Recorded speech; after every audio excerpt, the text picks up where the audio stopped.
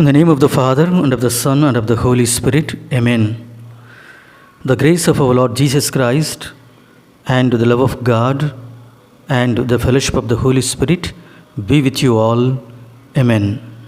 For our reflection, let us take Gospel according to St. Mark, chapter 1, verses 14 to 20. Jesus begins his apostolate proclaiming the reign of God at hand and calling his first disciples. Dear friends in Jesus Christ, it is natural and usual that a fisherman knows where to cast his line.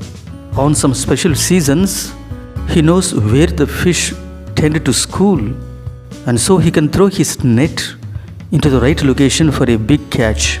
Yes, dear friends in Jesus Christ, just so Jesus cast his line to people who were ready to receive his message.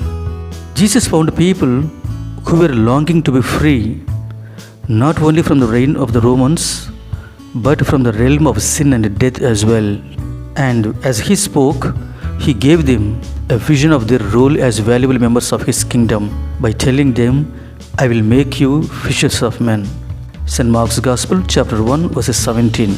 Dear friends in Jesus Christ, Jesus wants to teach all of us to evangelize our friends and family, just as effectively as he evangelized his first followers. He spoke of the kingdom as a place ruled by a powerful yet personal God. And then he followed up his words with works of mercy and wonder.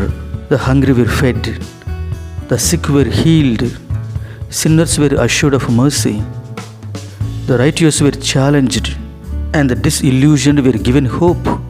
Now he wants to tell us that we are valuable members of his kingdom, filled by his spirit with the capacity to move hearts and minds just as powerfully as he did. Dear friends in Jesus Christ, do you believe in Jesus' words when he said that you will do greater works than I did? St. John's Gospel, chapter 14, verses 12. Now let's examine our conscience. What were some of the ways you heard God speaking to you? In which situations did you receive strength to face difficulties? When did you cry out to the Lord and receive wisdom? When did you feel guilty for something you said, did, or thought, and then experienced cleansing through repentance? Dear friends in Christ, each of these situations demonstrated the power of God active in your life, a power to witness His love and presence in your life. Therefore, dear friends in Christ, keep your eyes open for the ways God will give you the wisdom to know when to speak and when to be quiet, when to intervene and when to withdraw, when to embrace a sinner and when to give him time to think and reflect.